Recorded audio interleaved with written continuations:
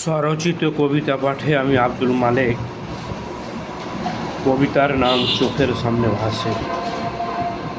বিছানায় শুয়ে চোখ বুঝলেই ভেসে ওঠে সামনে জীবনানন্দের বাংলার কোনো এক পল্লীর ছায়া ঘেরা পথে।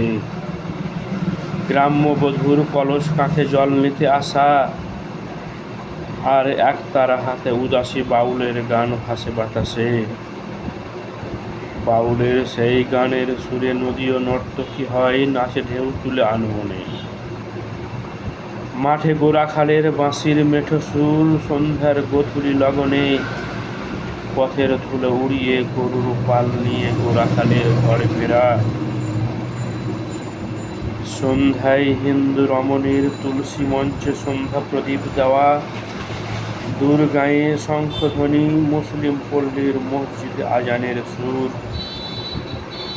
সন্ধ্যায় কর্মের অবসরে মেয়েদের আড্ডা দেওয়া, চুল বেঁধে নিতে আসা, আর কার্তিকের নবান্নের উৎসবে বাংলার উৎসব মুখর দিনগুলি চোখের সামনে ভাসে।